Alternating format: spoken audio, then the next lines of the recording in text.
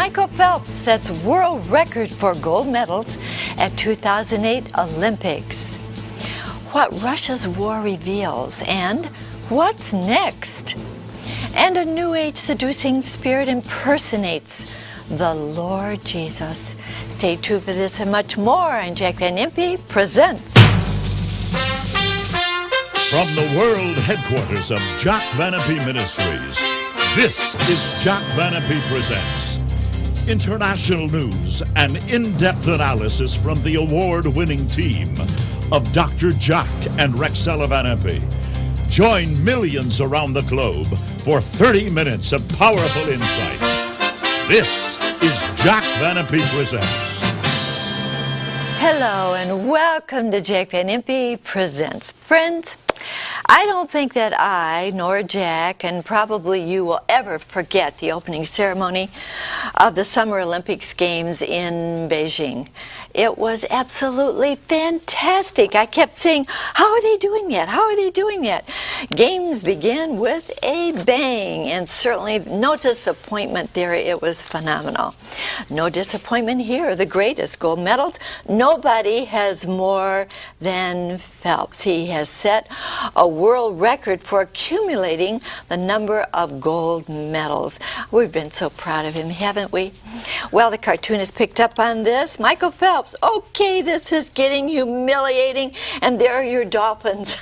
They're saying he swims faster than we do. And then something new here, one of the best in the world. And I was quite amazed. Rosie wins. Now, her mother won the judo title in 1984, but it only became a medal sport in 92. She won this year. Rosie, congratulations. And then 3.5 million meals in 16 days for the Philadelphia Food Services giant. Well, that was quite a challenge for them. 7,000 chefs. Yes, 7,000 chefs. I cannot believe. I just enjoyed these games so much, didn't you, friends? It was phenomenal, and I will never forget it, Jack. No, congratulations, Phelps. But this Rosie, the first gold medal for any American in judo, and it's a woman, 21 years of age. And I'll tell you, there are just two things I wouldn't want for a wife. Number one, a staff sergeant in the Army and a judo expert. Because that is top control, and she might give me a body slam once in a while, and my little sweet girl wouldn't do that to me. I don't think Rosie would either, no. But just a little humor along the way. But you know, I also have 2 medals. What? Yeah. Remember, I couldn't walk a couple years ago, and now I have 2 metal knees, and I can walk 3 miles in 30 minutes. Imagine 2 chrome knees with a guarantee of 30 years. I won't need them that long because I'm going up. Jesus is coming soon. I'm going to hear the call. Come up hither, Revelation 4, and sweep through the heavenlies in the twinkling of an eye, 1 Corinthians 15:52, and then get new legs. But right now, I got 2 chrome knees. Now, there's only one disadvantage. What? In the house, they make a clicking sound when I walk. And now that I can catch Rexella, she can hear me coming.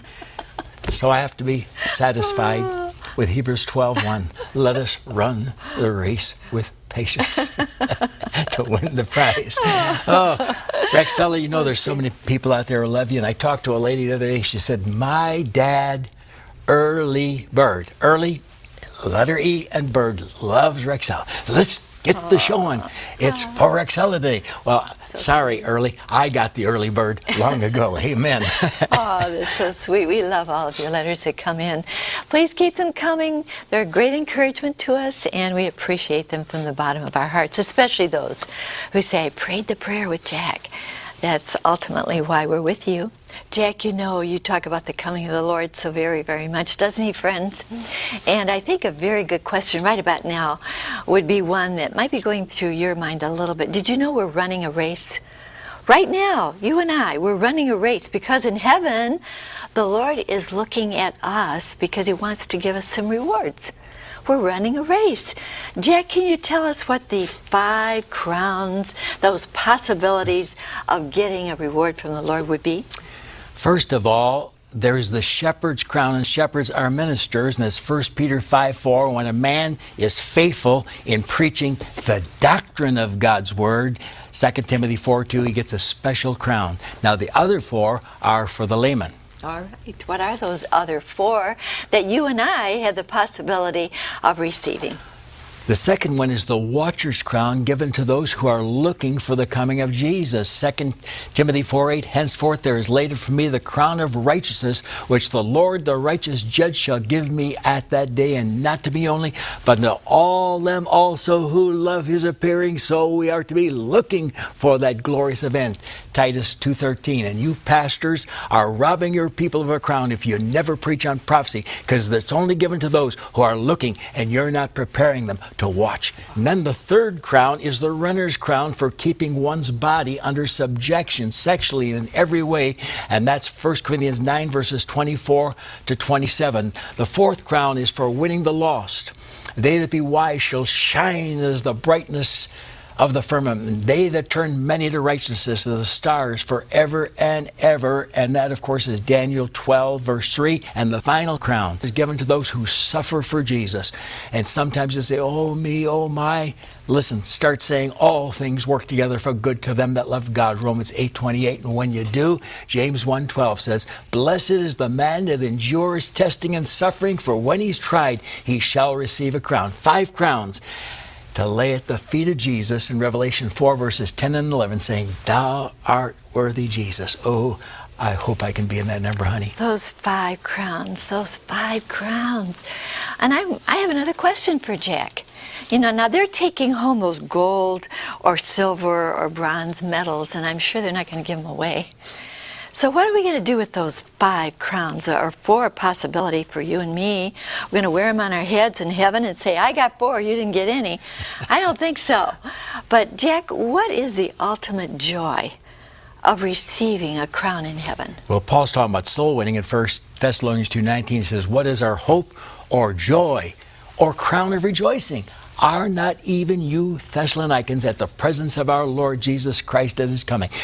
To be able to say, Lord, here they are from Belgium, from Germany, from France, from China, from Russia, from Canada, from America. I won souls for you. That's just one. Just to be able to praise the Lord in the midst of all of these crowns. And to lay those crowns at the feet of Jesus. My mom taught me something. I don't ever want you to say this, Rexella. Nothing in my hand I bring, simply to the cross I cling. We want to have something to give to our Lord, don't we? All right, going on with our global headlines at a glance.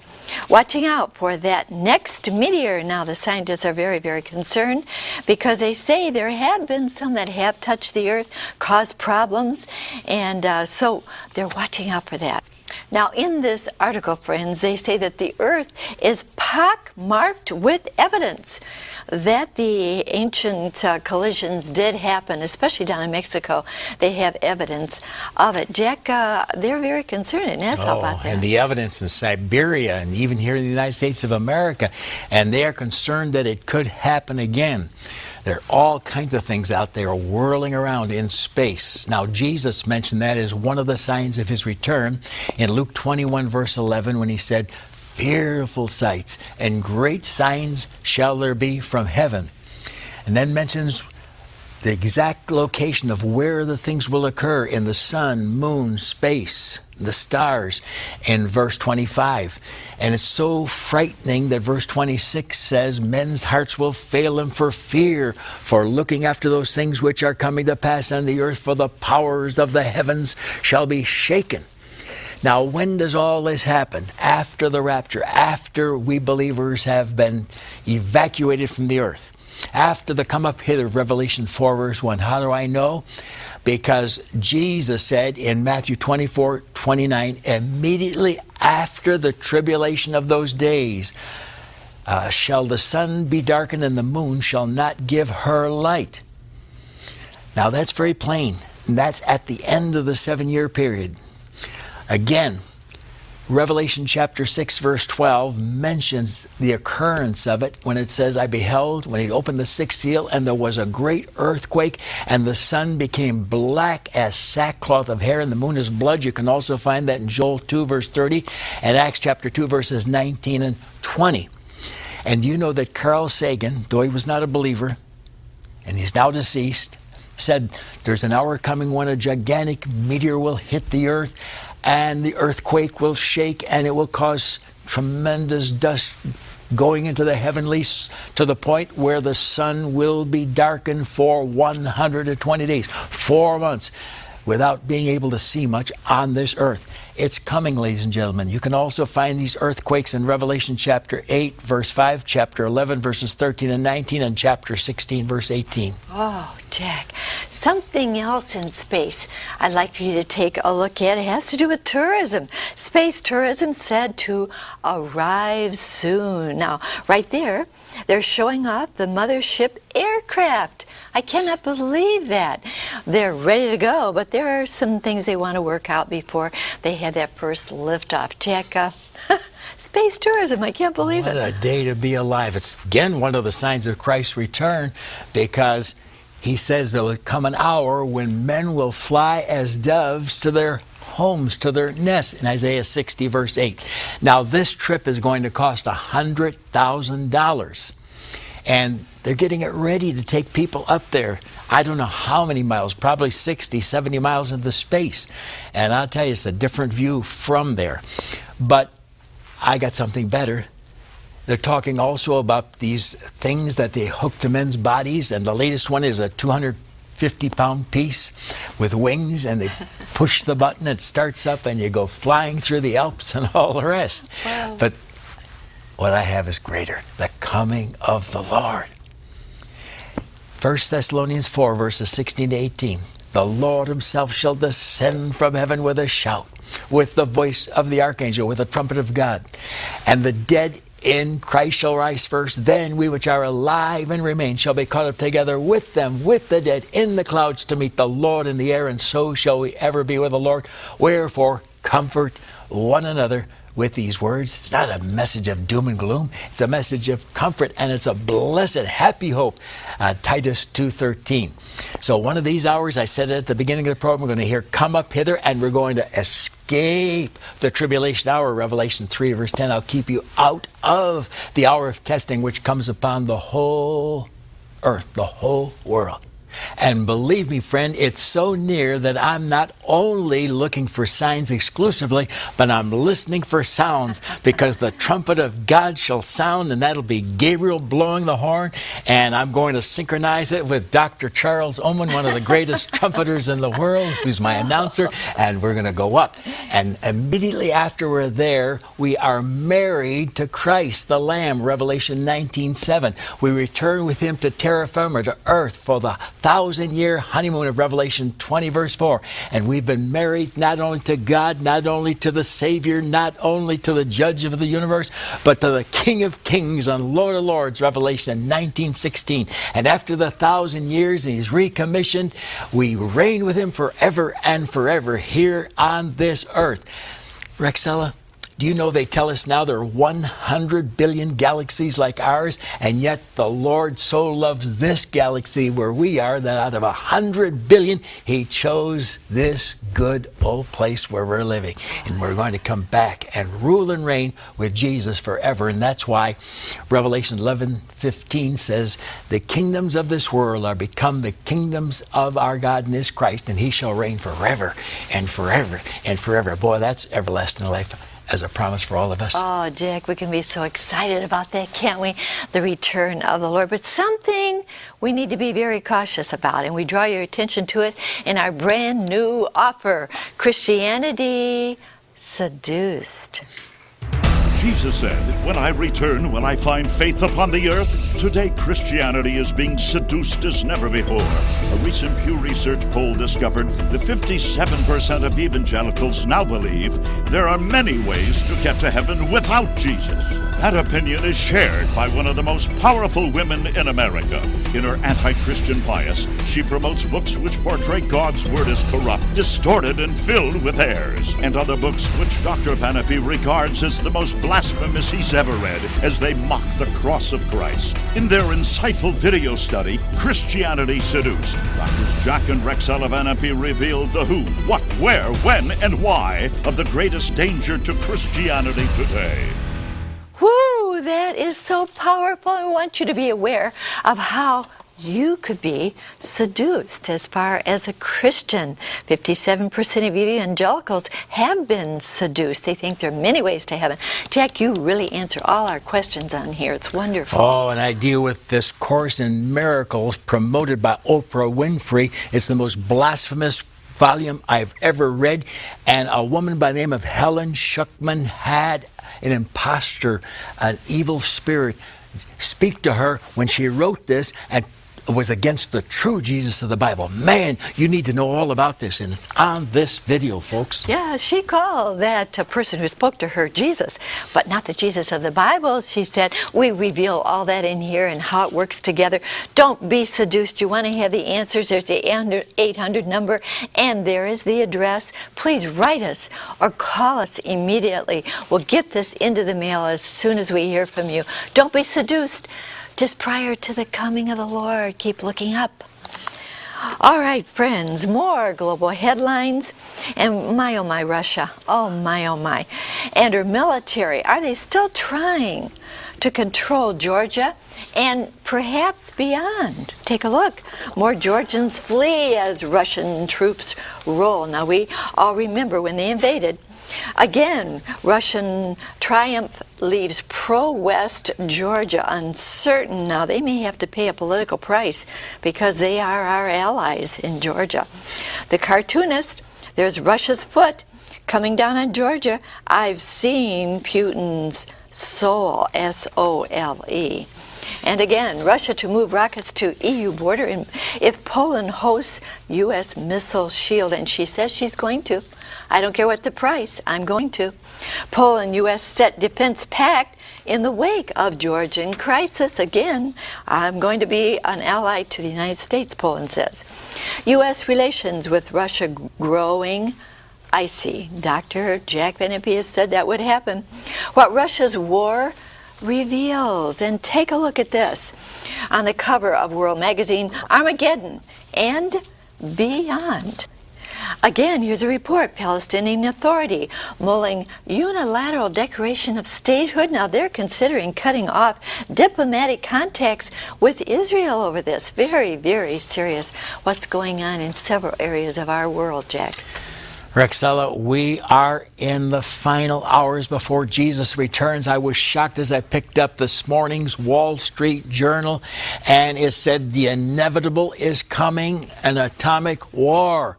They're warning us. This is the secular world. The ministers are not warning their people, but the secular world is. And we are not doom and gloom prophets. Rexella, I just want to warn the people.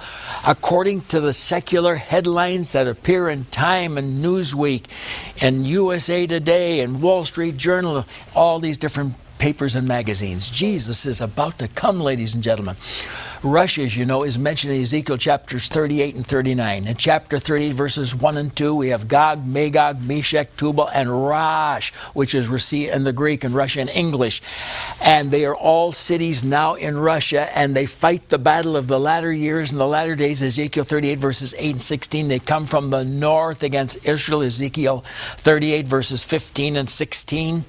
And it happens right after there's a peace negotiation made between the Arabs and the Jews and the nations of the world in Daniel 9:26, when a leader comes out of the European Union and sets up that peace for a 7-year period in Daniel 9:27, but it only lasts for 42 months. And then this Rosh of Ezekiel 38 verses 1 and 2 says, In verse 11, I'm going against them that are at rest, that are at peace. Hey, that hasn't happened for 2,534 years for Israel. They've only become a nation since 48. Soon they'll have a peace contract. You're going to see it all unfold. After 42 months, Russia will march. It's again mentioned in Ezekiel 39, verses 1 and 2. Gog, Magog, Meshach, Tubal, and Rosh. Now, when they come down to Israel, the Middle East, and Israel is mentioned 18 times in those two chapters as the battleground of the world, we find that Russia is defeated because God Almighty says, I will rain fire upon Gog of Magog, Ezekiel 39, verse 6. And verse 12 of the 39th chapter says, 7 months shall the house of Israel be bearing of them. And verse 13 adds, every available person will be busy putting bodies into the ground. You can also find that in Joel chapter 2, verses 3, 20, and 30. And the reason that this all happens is because they divide the land, which the Palestinians want to happen soon. Say, we're going to declare our own state. And that's what it all is over. Joel 3, verse 2. Then China helps Russia. Revelation 16, 12. It's the greatest war in history. Revelation 9, verses 14 to 18. It's a second wave as the East and North unite in Daniel 11:44. And what does it all mean? It means that Jesus is coming soon. And what the Wall Street Journal said this morning spoke to my heart. Warn the people, Jack. Warn the people. Blow the trumpet and warn them. Ezekiel 33:3. Wow, we are living in some really interesting and yet perilous times, aren't we, friends? But good that we have that uplook, isn't it? I just want to say that next week's program is going to be very, very interesting, very, very important. Jack has let me in on a little bit. Jack, you want to explain that? Ladies and gentlemen, the Holy Spirit awakened me just this past Wednesday morning at 3:30 to 5 in the morning and outlined next week's program. It's shocking. You must tell everyone about it. It's something I've never said in my life. It's something I've never heard anyone else ever say. And then I forgot it on Thursday, and Friday morning he brought it to my mind again. I immediately got it on paper. And I'll tell you, these seducing spirits are really something. Now, I'm going to be dealing with all the following personalities in next week's program and show you where we are in Bible prophecy because of them. Well, here are some men and women who certainly have turned to criticizing the Bible, and friends, much more. All right, here's Bishop Oxnam. Going on, Bishop Pike. And again, another Bishop Spung. All Protestant bishops. All Protestant bishops, and we have an Anglican leader here, Archbishop Rowan Williams. He questions the Nativity story. Jesus Seminar raises questions about the resurrection. Now, those are apostate ministers, of course. Once again, Paul Verhoeven and Eckhart Tolle. We know so much about that new book that he has out. And here we have Helen Schuckman, and I'm going on, Marianne Williamson, and the face we are all familiar with, Oprah Winfrey. Now, Dr. Jack Van Impe's not the only one. Dr. Tim LaHaye said, is Oprah an entertainer or spiritual deceiver? Right, Jack? Ladies and gentlemen, you will never hear anything like you're going to hear next week. I promise you that. The Spirit of God's been speaking to my heart in the wee hours of the morning to give you what's coming. And let me tell you, all these bishops of the Protestant faith have mocked Christ, have mocked the virgin birth, mocked the resurrection, but they're not the only ones. We now have 56% of the evangelicals saying there are other ways to heaven besides Jesus, and that's highly promoted by Oprah Winfrey, and she's promoted Eckhart Tolle's book, which blasphemes this precious book, the Holy Word of God. And then this is the greatest blasphemous piece of literature ever written. And believe it or not, one of these seducing spirits impersonating Jesus dictated all of this, and it was against the Jesus of the Bible. It mocked his crucifixion and all the great truths that we Christians love. You need to know what this is all about. Jesus is coming soon. The apostasy is set in, 2 Thessalonians 2:3. And that's what's the final thing before Jesus comes. And that's why he said, when I come, will I find faith on the earth? Luke 18:8. What an important question. When I come, will I find faith on the earth? How about your faith? Are you trusting in the Lord? Is he your Savior? Are you ready for his return? Jack, show us how we can be ready for sure. And remember this, next week, all the pictures you just saw, we are going to deal with extensively. Tell others. Now, let's get ready. The Wall Street Journal should make us all think that we need to get saved. Look at me, pray it, Lord Jesus. I want to be ready. And you're the only way, the only Savior. And today, Jesus, I'm asking you to come into my heart. Save me. I know you will. I know you love me. You took all my sins on your body at Calvary. So come, I trust you now for eternal life. I pray it in your holy name. Amen. Amen. Oh, I trust that you prayed that prayer. If you did, you're ready. If the Lord is in your life, you're ready, and you're ready to live right here with peace and joy because He's there. Write to me. There's my address, Box 7004, Troy, Michigan. Say, I prayed the prayer, Excella. I'll get this little book, for Steps in a New Direction, in the mail, absolutely free. Please write. I'd love to hear from you. And now, Christianity seduced. Friends, if ever we needed to be aware of the fact that we can be deceived. We can be deceived with some of the ministers and some of the things that are going on television, some of the books that are out. We explain it all right in here. Christianity seduced. Jack, I think this is one of the most important things you've done. Oh, please, friends. Not only get one for yourself, get one for your pastor. Get one for your priest. Let him see what's going on. Maybe he'll begin preaching about the coming of the Lord. I just can't say enough. Get them for your neighbors and friends. I know once you see it, I promise you this, you will want copies for other people. You'll want to give them to me. I already see it happening. By the way, the New Age movement's very, very popular with some of these people, and it is nothing new. It's not new. All right, I want you to listen now as our announcer tells you how you can receive Christianity Seduced. Chuck? Now to order your copy of Christianity Seduced on DVD or VHS, have your credit card ready and call toll-free 24 hours a day, 1-800-JVI-7777. To order by mail in the U.S., send your donation of $24.95 to Jack Venemaa Ministries, Box 7004, Troy, Michigan 48007. In Canada, send your donation of $24.95 to Jack Venemaa Ministries of Canada, Box 1717, Postal Station A, Windsor, Ontario, N9A6Y1. Now, once again, Rexella. Thank you so much, Chuck. Don't put off making the call. The 800 number is there, and our address is there. So sit down, write us a little note, and order it right away. It's so very, very important that you know what's on here, Jack. Oh, and this Helen Schuckman got this message from Jesus impersonator who was against the Jesus of the Word of God. And right now, Oprah Winfrey is promoting this highly. Marianne Williamson is on the radio for the entire year talking about A Course in Miracles, and it blasphemes the cross. It says the cross was a useless event because we're not sinners anyway. He didn't have to die. Quit singing about the old rugged cross. God help us. Oh, yes. Make the call right now, and we'll get this in the mail to you. You need to know what it's all about.